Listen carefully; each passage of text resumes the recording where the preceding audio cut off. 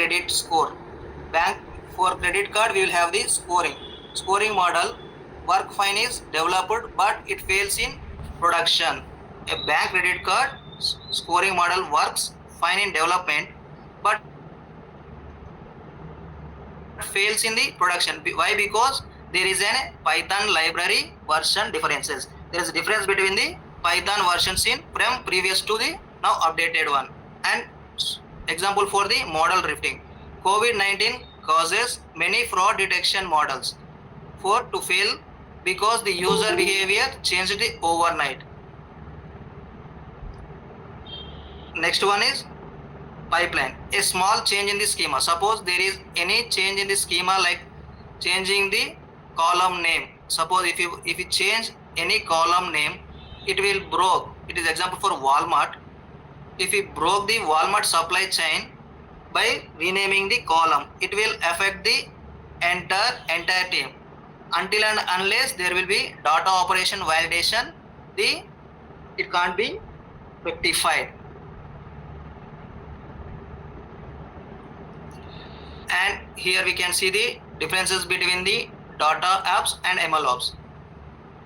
Here mlops ensure models are versionized, tested and monitored. Every model is versionized and tested. Why? Because from one model to other model there will be a version control. With the help of the versions only we can identify the model. Suppose if there is any error or bug in the version, we will roll back and update it after that. We will roll back to the previous version and we will search for the error which bug was there in the application. And dataops ensures the pipelines. Dataops ensures that pipeline for feeding those models are high quality, traceable and governed. Together they create an end-to-end reliable workflow from data collection to model deployment. They will collect the from data collection to deployment team. Think it has a two sides for the same kind. Dataops ensure the right inputs. Here data operation team will be ensure the route input and mlops team will be ensure about the right outputs. Here the input will be depend upon the data operation team and the output will be mainly depends upon the mlops team.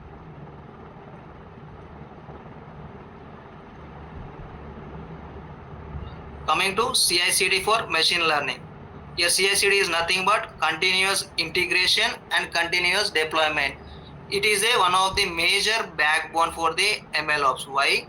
Before only previous slides we say that every time we has to connect with the each department if there is any changes.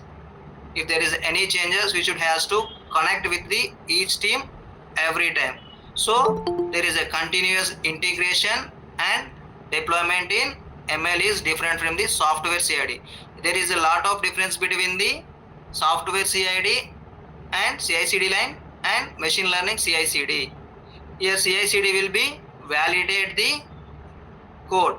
CI means continuous integration. It will validate the code, data and modules automatically. There is no need to involve manually.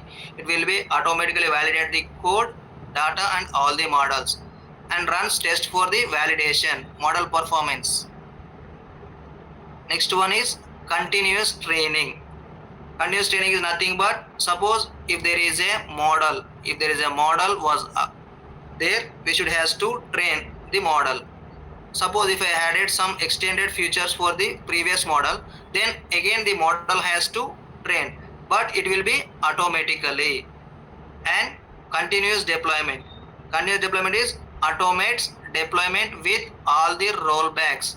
It will rollbacks all the rollbacks for automation. Next one is continuous monitoring. After deployment, the application should has to be monitored continuously. Continuous monitoring will track the drift and performances. If there is any alert, it will be show the alerts. If there is any failure, we should has to show the errors in a file. There is a Grafana, it will be show all the errors in monitoring system. Let's take an example for continuous training. Twitter always retrains its ranking models hourly. It will always retrain their model hourly to capture the trending topics. Whatever the trending topics are going on the Twitter, it will always retrain their model hourly base. Why? Because the Twitter will be one of the major platform for communication nowadays. So it will automatically retrain their models hourly. Next one is continuous deployment. Example of continuous deployment. Google search engine. Google search engine deploys a new models multiple times per day. Why? Because it will always deploy the new models multiple times per day. Every day it will deploy a new model. Every day it will deploy a new model for Google search engine. Next one is continuous monitoring. It is an example from the Netflix.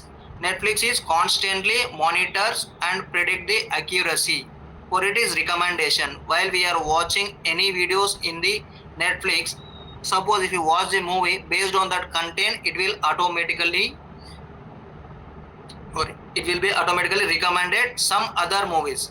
How it is happening? With the help of the continuous monitoring. There will be some team, it will continuously monitoring what the user is watching. Based on that content, the model will be suggest the suggestions. The user was interested in that type of content. Based on that content, it will always show the content for the user.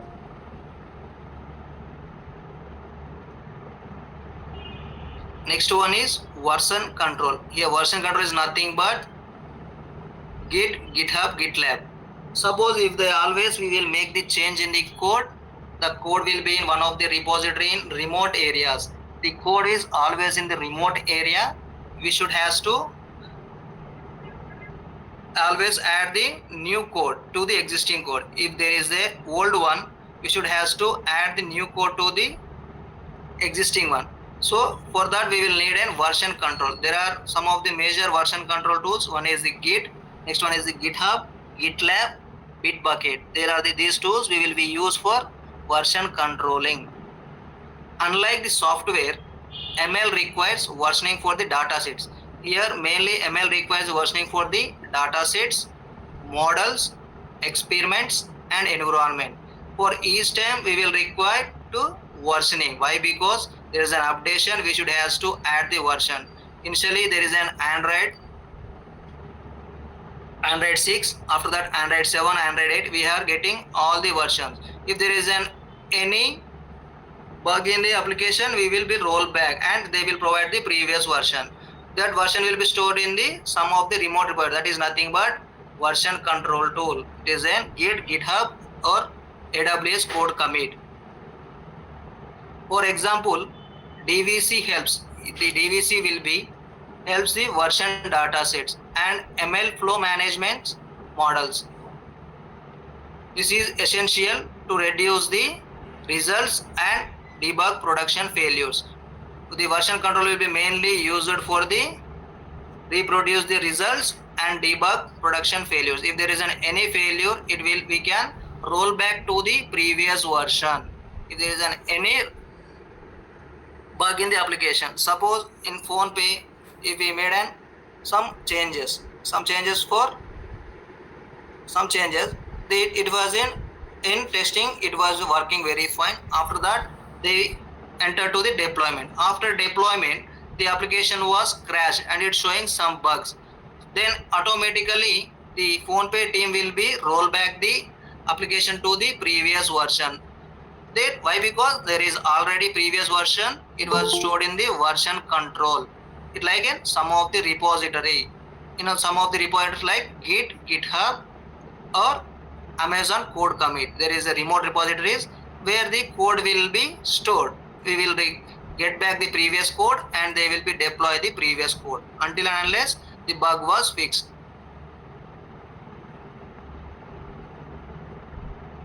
And next one is automating ML training pipelines. How we will automate the CI/CD pipelines. Here automation will be replace the manual script. Before we will have the manual persons or manual scripting and drive work through the triggered pipelines. If there is any updates, the DevOps team will be trigger the trigger. He will trigger some triggers. Based on the trigger, the application will be deployed automatically. Here there are few steps how we can automate. First one is the data preparation and future engineering, and second one is the model training and evaluation. Next, third one is validation and testing. Fourth one, deployment and serving. Fifth one is the monitoring. It is nothing but same as an SDLC. First we have to collect the data. And data engineer will be analyze the data which will be useful. If there is an irrelevant data, we will delete it. And then we have to train the model for the evaluation. We have to train the model for the evaluation. Next one is we should have to validate. If there is any error, we should make the validation and we should have to test the model. Next, if the testing is success, we should have to deploy the model. After the deploying, we should have to monitor and we should have to collect the feedback. If there is any bugs, we should have to collect the feedback. Now the triggers can be time based or data based and the performance based. There are the three types of triggers. One is time based, second one is the data based, third one is the performance based. Examples. A time based is nothing but based on the schedule. Based on the schedule, if you given a particular time, the application every people will be sleep around the 12 o'clock, night 12 o'clock. So that's why major applications will be scheduled for maintenance at that time. So based on the time, we will deploy the application or we will update the application. If there is any update for existing application, we will, based on that time, we will update. If you update in the daytime, many of the users will face the problems. So that we will, based on the time, we will trigger one time based trigger and we will add the time. At that time, the application has to automatically deploy. And next one is database. Based on the data, the application has to deploy. Next one is performance. Here I will explain some of the examples for these three triggers. Time-based trigger. Time-based trigger is nothing but for weather forecasting models. They return every morning at 6 a.m. At every morning 6 a.m. the model will be retained. Always their model will be retained and give the weather at 6 a.m. Next one is the database trigger. Here one of the famous e-commerce application is Amazon. Amazon retains demand model